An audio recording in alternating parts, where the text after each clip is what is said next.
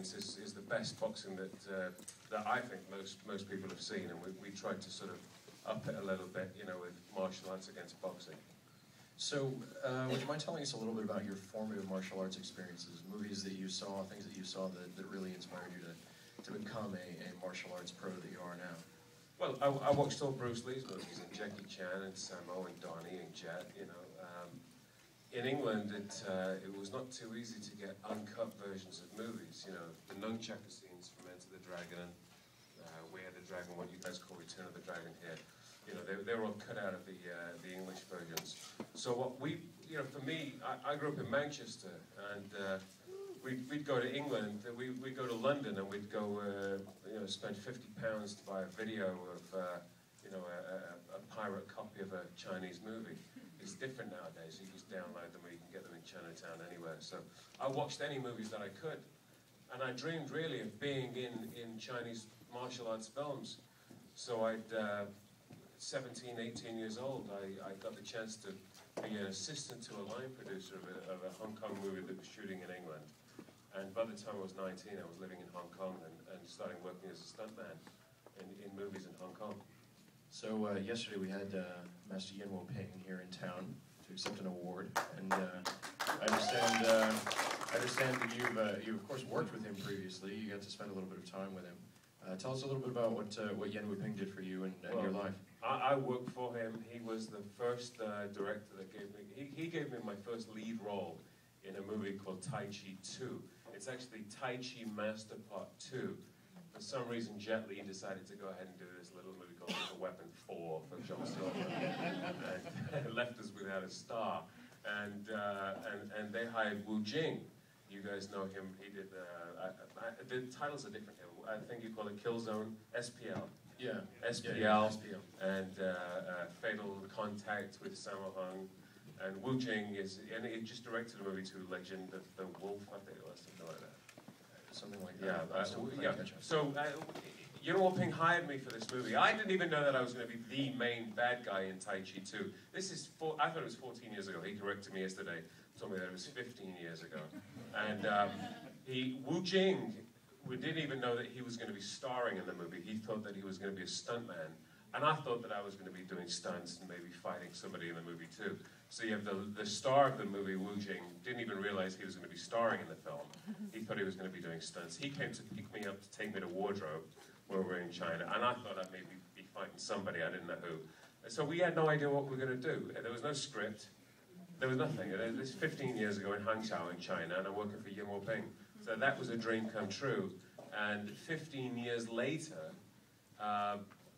very gratefully, Yen Wo-ping actually recommended me for this movie, Ip Man 2. So I owe him a lot. He started my career, and we had a great talk last night, and hopefully we'll be doing another one again soon. Oh, that sounds like a lot of fun. We should watch out for that. So working in Hong Kong and working in martial arts film, what's it been like being a Guilo, being a foreign devil, which we saw a lot of that phrase on screen. What's it been like having that status working in the East?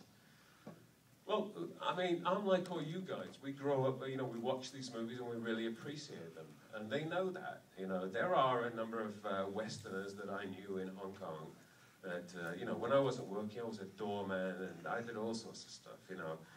But we appreciate their movies, we appreciate who they are and what they do, and they know that, you know. I heard stories of Westerners being in Hong Kong and having very bad experiences working on movie sets. But my whole saying when I was there was, look, if I'm in somebody else's backyard, I'm going to treat it, you know, as like I'm a guest.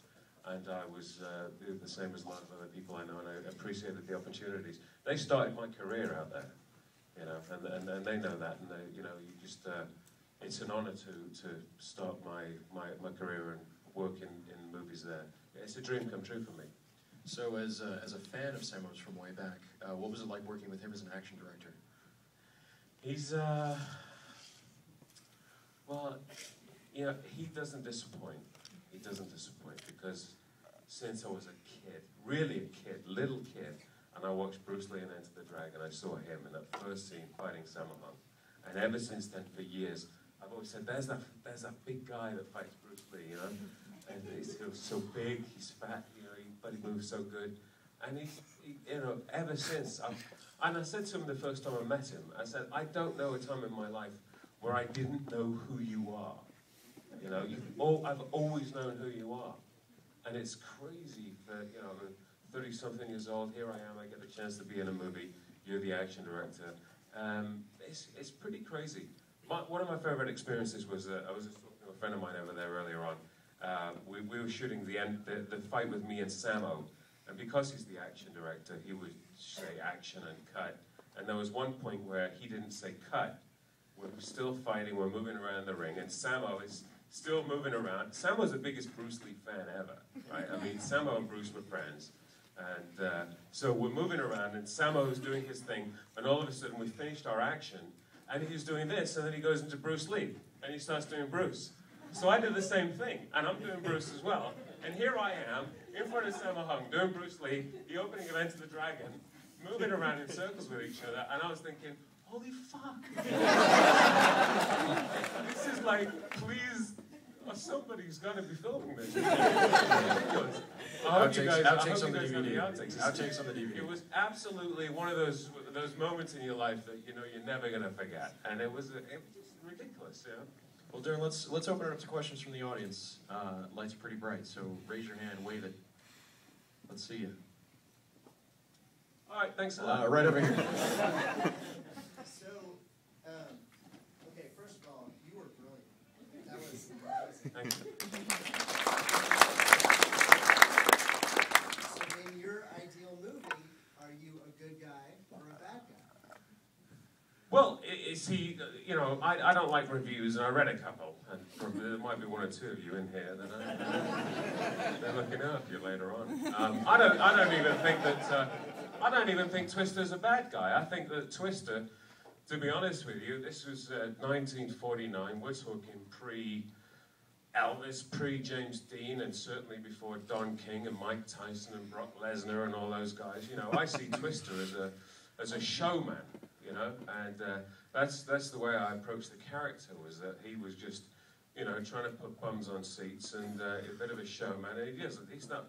There is an opening scene actually in the movie that unfortunately we didn't have. Hopefully, it will be on the DVD. My introductory scene in the film where you see me fighting another guy, another Westerner, and I beat him, and I'm sort of, you know, not very nice to him, and it's.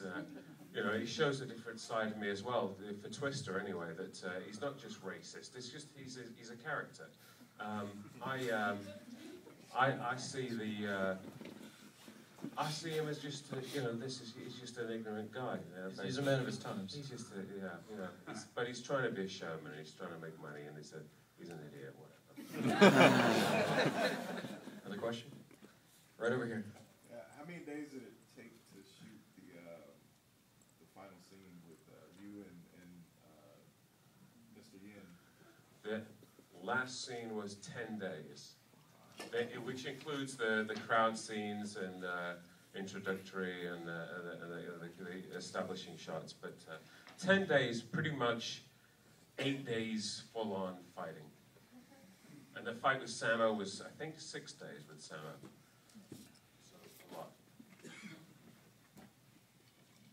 We got another question? There's a guy on the side right here. Right over here. I've had it for a while. Right there. Yeah. Are you a southpaw? Yes, I am. I see you fighting right lead in the movie a lot. Very observant. Thank you for pointing that out. Because I got an email from the producer who says, Samo wants to know if you're right-handed. And I said, I am right-handed, but I am a southpaw. And the reason why is because if you look again, Enter the Dragon, where you see Bruce Lee fighting with Samo, Bruce Lee is a southpaw. In that, so every time you see Bruce Lee fighting, he's doing this. So when I was a kid, that's how I learned to fight. And I watched. I had no idea. This to me feels very awkward. I had to change. And I Spy when I fought Eddie Murphy, because I was a southpaw and he's orthodox. It's too much distance in the frame. So I had to learn how to fight orthodox. So Darryl Foster taught me in a week to become from a southpaw martial artist to be an orthodox boxer. But yeah, I'm southpaw because I watched Bruce Lee as a kid. And in that scene, Enter the Dragon, where he's fighting Samo, that's what he does. And that's what I do. And it's all since I was 6 years old. That's what I learned.